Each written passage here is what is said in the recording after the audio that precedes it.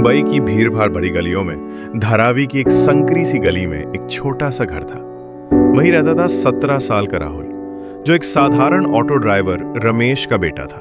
उनकी माँ घरेलू काम करके 2 वक्त की रोटी का इंतजाम करती थी। घर में पैसों की तंगी, बिजली की किल्लत और पढ़ाई के लिए जरूरी साधनों की कमी थी। लेकिन एक चीज की कभी कमी नहीं थी, और वो थी राहुल की आंखों में चमक और सपनों की उड़ान।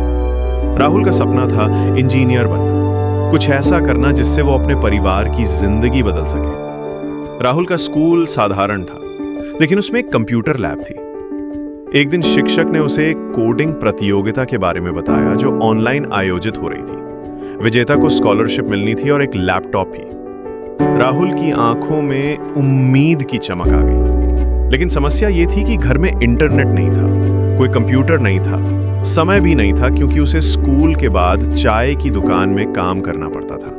लेकिन राहुल ने ठान लिया था, कोशिश करने वालों की हार नहीं होती। शुरुआत में राहुल डरा हुआ था। उसके दोस्तों ने मजाक उड़ाया, तू कोडिंग करेगा, लैपटॉप नहीं, खाने को रोटी नहीं मिलती। माँ बोली, बेटा ये अमीरों का खेल है, हमारे बस की बात नहीं। पर राहुल की आत्मा ने कहा, कोशिश तो करनी चाहिए।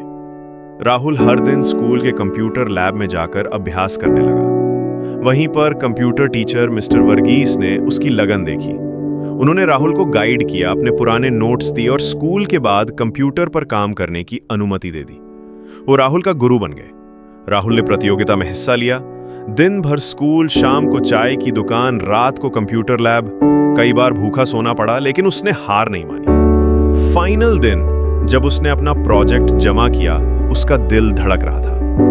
यह मेरे जीवन का पहला बड़ा कदम है, उसने खुद से कहा। 1 महीने बाद परिणाम आया। राहुल फाइनलिस्ट बन गया। लेकिन उसे मुंबई के एक बड़े होटल में प्रेजेंटेशन देने जाना था। फॉर्मल कपड़े नहीं थे, सफर के पैसे नहीं थे, अंग्रेजी बोलने में झिझक थी।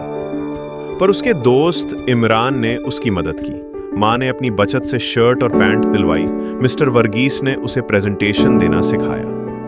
प्रेजेंटेशन के दिन राहुल होटल में पहली बार एसी रूम, प्रोजेक्टर और सूट बूट वालों के बीच पहुंचा। सब कुछ नया था, डर भी था, पर उसने आंखें बंद की और माँ की बात याद की, डर से बड़ा तेरा सपना है।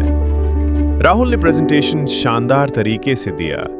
जजेस उसकी कहानी से प्रभावित हुए। राहुल घर लौट आया और इंतजार करने लगा। कई दिन तक कोई जवाब नहीं आया। लोग कहने लगे, देखा कुछ नहीं होगा इससे। पर राहुल ने उम्मीद नहीं छोड़ी।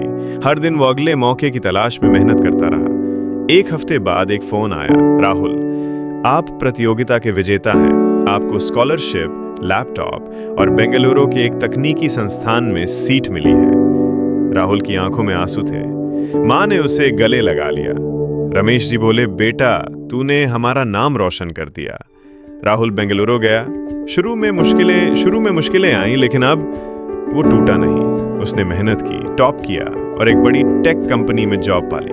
3 साल बाद राहुल मुंबई लौटा, अब एक सॉफ्टवेयर इंजीनियर के रूप में। उसने अपने पुराने स्कूल को डोनेशन दिया और धारावी में एक फ्री कोडिंग सेंटर शुरू किया, ताकि उसके जैसे और भी बच्चे सपने देख सकें।